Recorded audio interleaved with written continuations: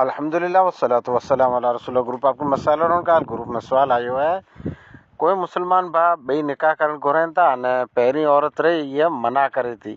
मना करण केतिरो गुनाह बने थो? अचो पहिरीं सवाल सुनो जी। पहली औरत पंहिंजे घर वारे खे ॿई निकाह जी कोई पण कारणोसर कोई पण इनजी मजबूरी कारण की वजह न आहे जिनजी ना करे सघे ने ना करे थी ॿई निकाह जी ना करे थी त उन ते केतिरे हद ताईं गुनाह पुॼे थो। हिकिड़ो इन गुनाह जे लीधे ई अलाह जी नज़र में बोरी नापसंदीदा थी वञे थी ने इन जे बदले में जहन्नम में वञे थी, या फिर इन जे अलावा केतिरे हद ताईं केतिरो वॾो गुनाह आहे कोई पण औरत जो पंहिंजे शौहर खे ॿई निकाह जी ना करणु।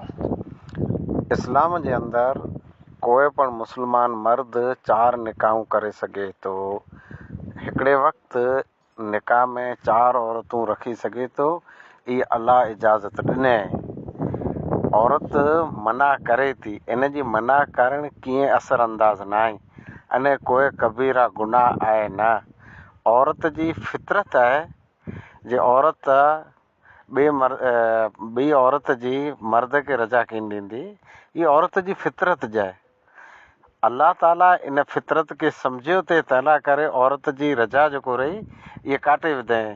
औरत वटां रजा घुरण की पण शर्त न आहे।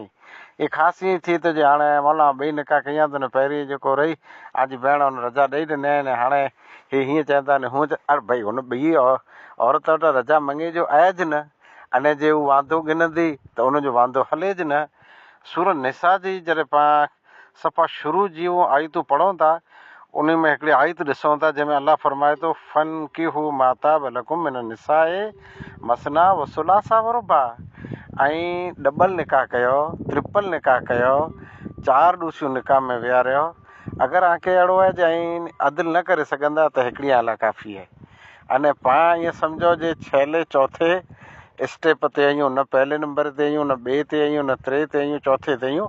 हा इला माशाअल्लाह मूं कहिड़ा आहीं जेको कंहिं खां अॻु निकिरी विया आहियूं। फ़िलहाल ले दे कर पाण कच्छ जा मुस्लमान रहियासीं। निकाह बाबति 90% चौथे नंबर ते आहियूं। चौथो नंबर इहे जंहिं अदिलो इंसाफ़ न करे सघो त अला हिकिड़ी काफ़ी आहे। हिकिड़ी औरत जेकॾहिं आहे अने ॿई औरत जी ख़्वाहिश आहे या ज़रूरत आहे अल्लाह जे हुक्म जे मुताबिक़ ॿई औरत करणु चाहे थो अने पहली औरत वांदो गिने थी त हिन जो वांदो न हले, इहा मना करे थी मना न हले, इन वटि रजा घुराए जी ज़रूरत न आहे। अने जेकॾहिं औरत फितरतनि मना करे थी त उन्हनि जी फितरत ई कोई गुनाह नथो बने। वाखिर दवाना अल्हम्दुलिल्लाहि रब्बिल आलमीन।